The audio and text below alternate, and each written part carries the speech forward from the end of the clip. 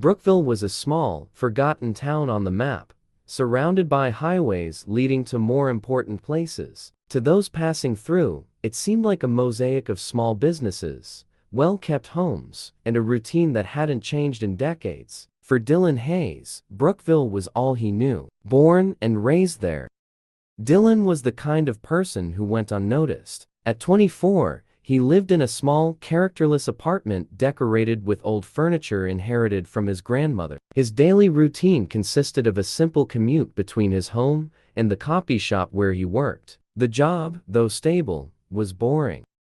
The copy hut was located in the town center, squeezed between a local cafe and a second-hand clothing store. There, Dylan spent his days handling contracts, school forms, and printing resumes. The constant hum of the copy machines was part of the backdrop. Every click and whir of the gear seemed synchronized with the monotony of his life.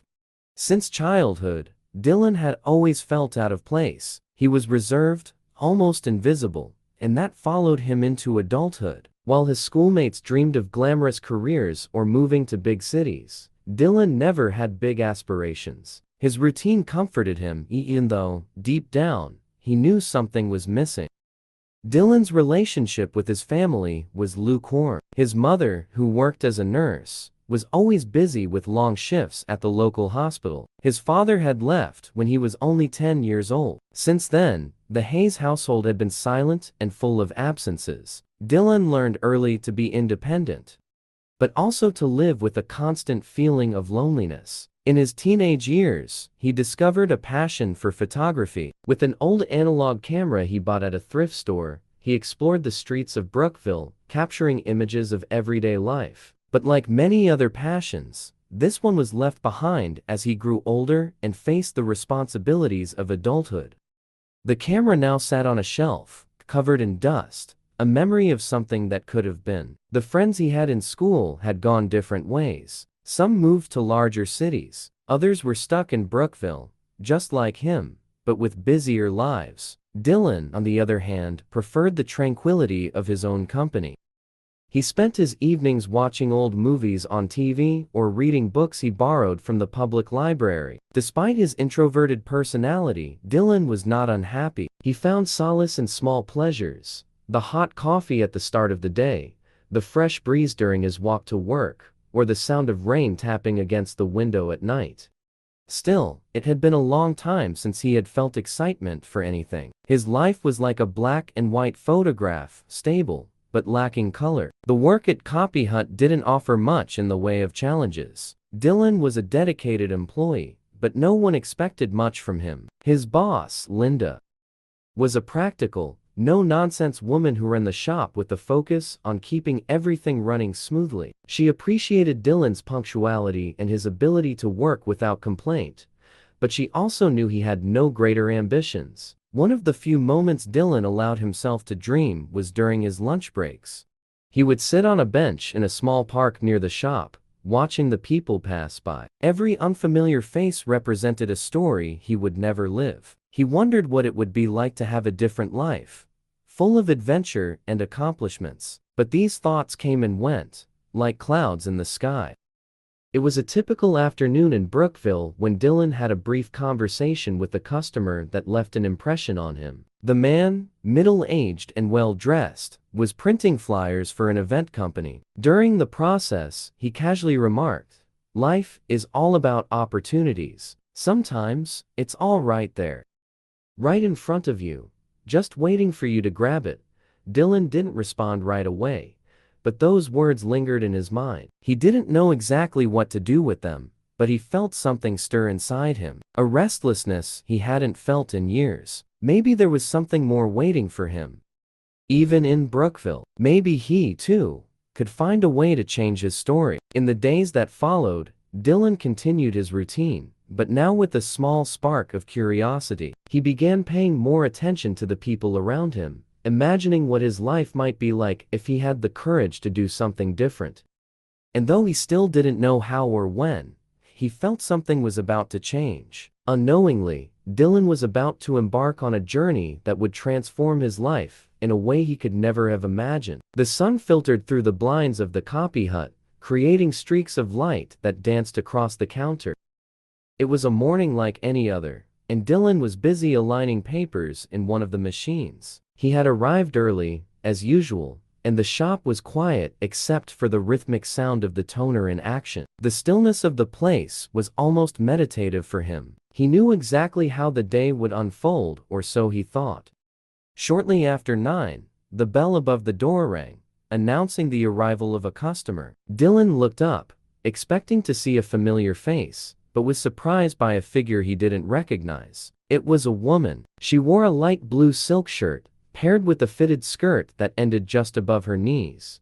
Her blonde hair was loose, falling softly over her shoulders, and her eyes bright blue scanned the room with a calm curiosity before settling on the counter. There was something about her that immediately captured Dylan's attention. He felt an inexplicable nervousness rising in his chest. "Good morning," she said, approaching the counter with a gentle smile. "Do you do color copies?" Dylan blinked, trying to regain his composure. "Yes, of course. What do you need to copy?" She placed a folder on the counter and opened it carefully, revealing a stack of papers, contracts, reports, and charts filled with details. "Just some reports for work," she replied, handing him the first set. "I need them to be perfect." "Understood," Dylan responded, trying to appear professional as he examined the documents. As he adjusted the machine for the first copy, he couldn't help but glance at her out of the corner of his eye.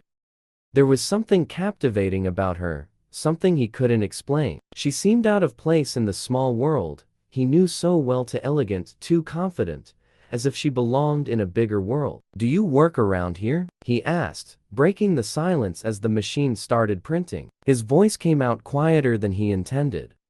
She smiled, adjusting the strap of her purse on her shoulder. "Yes, I actually just moved to Brookville. I work for a marketing company. We're trying to expand our presence in the area. I thought it would be quieter than living in a big city." Dylan nodded, pretending to understand. He knew nothing about marketing, but the idea of someone choosing Brookville as a destination intrigued him. "Well, it's a quiet place for sure," she laughed softly. "Did you grow up here?" "Yes. My whole life. I've never been very far, to be honest." He immediately regretted how that sounded, as if he were apologizing for his modest existence. "Sometimes, staying in a small place has its charm," she said, with no condescension. "It's nice to meet people who really understand the value of simplicity." Before he could respond, the machine stopped, signaling that the first copies were ready. He carefully picked up the papers, ensuring they were flawless, and handed them to her. "Here you go. Do you want me to continue with the rest?" "Yes, please," she said, examining the copies attentively. "They're great. Thank you. By the way, my name is Emily." "Emily Carter." "Dylan Hayes," he said, feeling a strange sense of pride as he said his name. "Nice to meet you." The next few minutes passed quickly as Dylan continued copying the documents. Emily seemed relaxed, fiddling with her phone while she waited, but occasionally looking in his direction, which made him even more aware of his movements. He tried to appear natural, but he knew he wasn't convincing even himself. When he was finished, he stacked the papers in a folder and handed them back to her. "Here you go. I hope everything's in order." "It's perfect, thank you," she said, taking the folder and adjusting it under her arm. "I think I'll end up coming back here often. You guys do great work." "We'll be here," Dylan replied, trying to hide the smile threatening to form on his face. She waved goodbye and left through the door, the bell ringing behind her and leaving a strange sense of emptiness in the air. Dylan stood still for a few seconds, staring at the door, now closed. Something had changed inside him in that moment, although he still didn't know exactly what. In the following days, Dylan couldn't stop thinking about Emily. He found himself wondering what it would be like to get to know her better, or even impress her somehow. But at the same time, there was a voice in his head telling him he wasn't enough. What kind of life could he offer someone like her? He was just a copy machine operator in a small town, while she seemed to belong to a much larger world. Still, the mere thought of seeing her again excited him. He found himself wishing that every customer who entered through the door was Emily. And, though he wouldn't admit it to himself, He knew he was willing to do anything to earn a place in her life. Something was changing in Dylan Hayes, and he felt that his life would never be the same again. Dylan's routine at Copy Hut didn't drastically change after meeting Emily, but his mind was constantly occupied with thoughts of her. He couldn't help it. Every time the doorbell rang, he would look up with a mix of hope and anxiety, hoping it was her walking through the door. But Emily didn't return immediately, and this only made her presence seem even more impactful. One particularly monotonous afternoon, Dylan was reorganizing papers next to the old main copier in the store. The constant hum of the machine had always been a silent companion, but that day, he was more attentive to the details. He found himself watching the internal workings of the machine, the gears, the rollers, the circuits that made everything possible. There was something almost hypnotic about it. "This machine is amazing, isn't it?" said his coworker, Susan, as she passed by with the stack of papers. "Have you ever thought about how it would be to have one of these at home? You could print anything." Dylan laughed, but the idea lingered in his mind. Print anything. He knew Susan was just joking, but he couldn't help but think about the significance of those words. The copier wasn't just an ordinary tool. It was powerful, capable of replicating almost anything with precision. Later that evening, while Dylan was alone in the store closing the cash register, he looked at the machine with new eyes. An idea began to take shape in his mind, although he didn't yet know exactly where it would lead him. He opened the copier's lid and watched the shiny glass reflect the fluorescent light from the ceiling.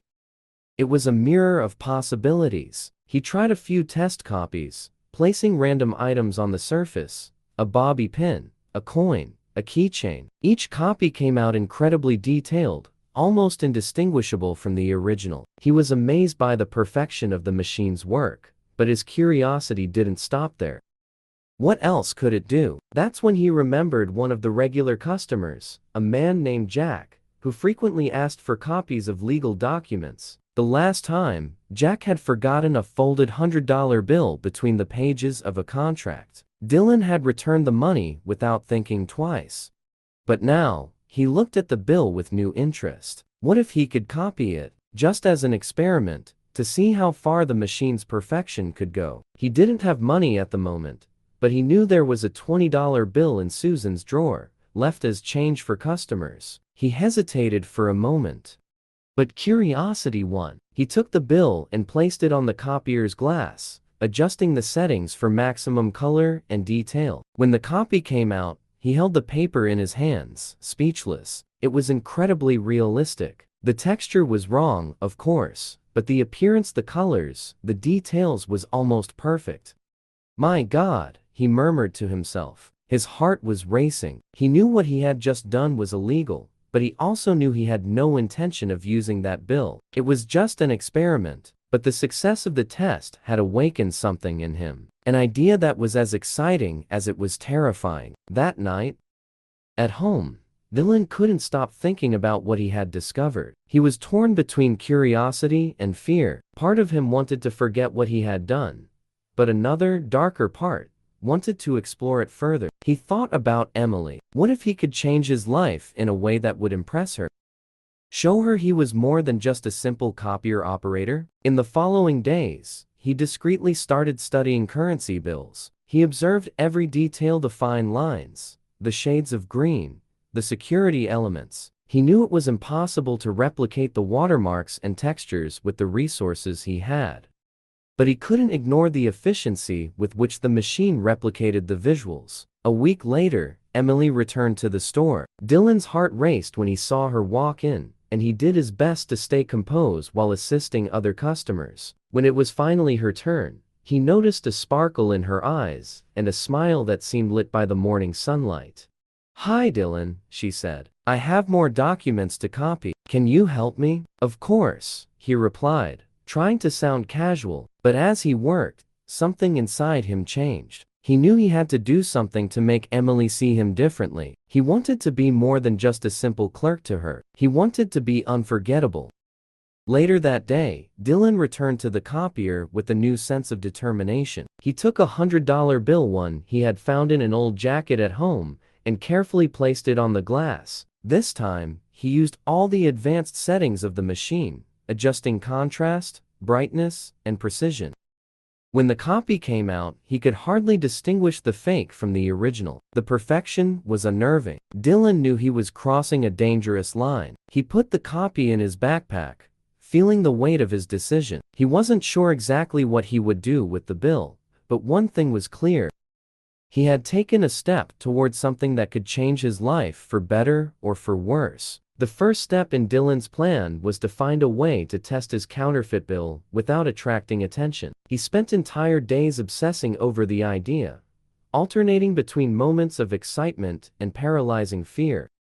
He knew every decision was crucial. If he failed, he could lose more than just his job. He could lose the chance to change his entire life. On Friday night, while walking through the busy streets of Brookville, Dylan spotted a small neighborhood market called Joe's Convenience. It was the kind of place where people came to buy a soda or a pack of gum. Not worrying about the details, he knew that if there was a place to try, it was there. The owner, an elderly man named Joe, was known for caring more about regular customers than the bills that passed through his hands. Dylan entered the market, his sweaty hand clutching the counterfeit bill. He picked up a bag of chips and a bottle of water, pretending to be completely at ease. As he approached the counter, his heart felt like it was about to escape his chest. Joe was engrossed in a program on the TV hanging on the wall, barely noticing the customer. "That'll be $5.20, Joe said, without taking his eyes off the screen. Dylan placed the $100 bill on the counter. Joe finally looked at the bill, frowning. Dylan felt his blood run cold. "Big bill for a small purchase," Joe murmured, as he picked up the bill and held it up to the light. Dylan kept a neutral expression, but inside, he was on the verge of panic. After a few seconds, Joe shrugged, opened the cash register, and gave him change in smaller bills. "Here's your change. Have a good night, kid." Dylan couldn't believe it. The bill had passed. He quickly thanked Joe and left the store before Joe could change his mind. On the street, he felt a wave of relief mixed with dangerous euphoria. For the first time, he believed his plan might actually work. The following days were a whirlwind. Dylan began producing more bills, always testing one or two at a time in small establishments. He used convenience stores, gas stations, and any place where the attendants were distracted. Each bill that passed successfully boosted his confidence, but also brought a heavier weight. He knew he was racing against time. Sooner or later, someone would notice. Despite that, Dylan began to enjoy the fruits of his scheme. With the counterfeit money, he bought new clothes and a pair of expensive shoes he always wanted. He started frequenting cafes and restaurants where he knew he might find Emily. He wasn't hiding in the background anymore. Now, he wanted to be seen. One sunny afternoon, Dylan finally found Emily again, this time at a cafe called Maple Brew. She was sitting at a table near the window, typing something on her laptop. With renewed courage, he ordered a cappuccino and walked over to her. "Emily? Hi, do you remember me?" "Dylan, from Copy Hut." She looked up and smiled. "Of course, I remember. How have you been?" They talked for almost an hour, and Dylan felt a connection stronger than he ever imagined. Emily was kind, funny, and seemed genuinely interested in what he had to say. When she mentioned she was looking for a place for a work event, Dylan seized the opportunity. "I know a great restaurant for that. I can take you there if you'd like," Emily agreed, and Dylan left the cafe with a smile he couldn't contain. For the first time in a long time, he felt like things were going in the right direction. However, as he prepared for the date, he couldn't ignore the small voice in his mind warning him about the growing risks. On the night of the date, Dylan took Emily to an elegant restaurant called L'Amour. It was a place he never would have imagined going to before, but with his new budget, everything seemed possible. He paid the bill with one of his fake bills, without any issue, and the night went perfectly. Emily seemed enchanted, and Dylan felt that he was finally winning the place he wanted in her life. But Dylan's success didn't go unnoticed. The following week, he noticed two men coming into the Copy Hut more frequently. They didn't make any purchases or ask for copies. They just observed. They were discreet, but Dylan couldn't ignore the feeling that something was wrong. One day, while walking home, he felt like he was being followed. He tried to stay calm, but the sense of paranoia grew with every step. When he finally got home, he locked the door and leaned against it, taking a deep breath. He knew his game was becoming more dangerous than he had anticipated. Now, Dylan faced a difficult choice: quit everything before it was too late, or keep risking more and more. He knew that the decision he made in the next few days would change his life forever. Dylan woke up early that morning, but sleep had not brought him peace. The feeling that something was about to collapse consumed him from the inside. He had passed the point of no return, and every step he took seemed to only deepen the hole he was trapped in. Even so, there was still a part of him that believed he could get out of this unscathed, maybe even with Emily by his side. That afternoon, Emily invited him to lunch. They met at a small Italian restaurant called Bella Vita, where the walls were decorated with photographs of Tuscan landscapes. Emily seemed more excited than usual, and Dylan did his best to hide his own tension. They talked about their jobs, favorite movies, and dreams for the future. For the first time, Dylan felt she was truly opening up to him. "Dylan, you've been so kind to me. I just wanted to thank you for all of this," she said, with a warm smile. "It's nothing, Emily. I just want you to see the best of me," he replied, not realizing that the honesty in his words revealed more than anything else.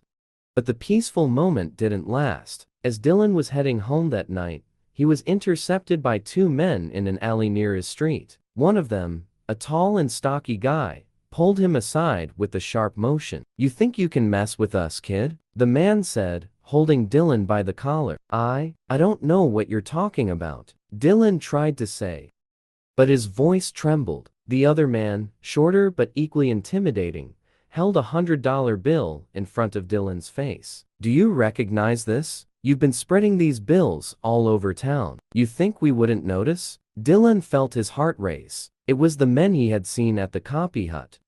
They knew, and worse, they seemed to be directly involved with the organized crime world. "Listen, I can explain. I didn't know this would cause trouble. It was a mistake." "A mistake? You think this is a game? Someone's going to pay for this, kid. And if it's not you, it'll be someone you love." The words pierced Dylan like a knife. He immediately thought of Emily. The thought of putting her in danger made his mind spin. "Please, I'll give you whatever you want. No one needs to get hurt," he begged. The stocky man released Dylan's collar, but the look on his face remained as cold as ice. "You have until tomorrow to give us $5,000.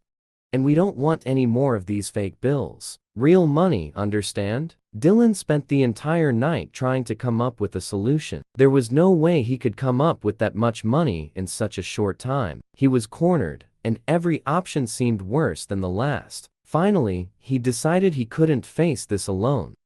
He needed to tell someone, and he knew exactly who. The next morning, Dylan met Emily at a cafe near her work. He didn't know how to start, but the urgency in his voice caught her attention. "Emily, I need to tell you something serious, but you have to promise not to tell anyone."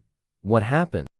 "Dylan, you're scaring me," she said, holding his hand. Dylan took a deep breath and told her everything. From the first counterfeit bill to the encounter with the men in the alley, he left no detail out. When he finished, Emily looked incredulous. "Dylan, this is crazy. Do you know what you're risking? This could destroy your life. And mine too. If they think I'm involved." "I know, Emily, but I didn't know what else to do. I just wanted to be something more, for you, for myself." She sighed, running her hands through her hair. After a moment, she spoke. "We need to go to the police. They can help you." Dylan shook his head. "I can't. If I do that, those men will know. They'll come after you, Emily. I can't let that happen." That night, Dylan decided to face the men. He gathered all the fake bills he had produced and put them in a backpack. However, instead of going directly to the meeting point, he went to the local police station. There, he asked to speak with the detective and handed over everything: the bills, the details of the men who had threatened him, and even how his own fraud worked. The detective, a man named Harris, listened attentively. "You know you're admitting to a serious crime here, right? You could get years in prison for this." "I know. But if it keeps Emily and others safe, it's worth it." Harris promised to protect Dylan in exchange for his cooperation. He set up an operation to catch the men who were after him, using the information Dylan had provided. The operation was a success, and the two criminals were arrested. Months later, Dylan was still facing the consequences of his choices. He lost his job at the copy hut and spent some time in jail for his involvement in the counterfeiting. But during that time, he reflected deeply on his motivations and mistakes. When he finally got out, he found Emily waiting for him. "I couldn't leave you alone in this," she said. Smiling, Dylan knew his life would never be easy, but for the first time in a long time, he felt like he had a chance to start over. And this time, he would do things the right way.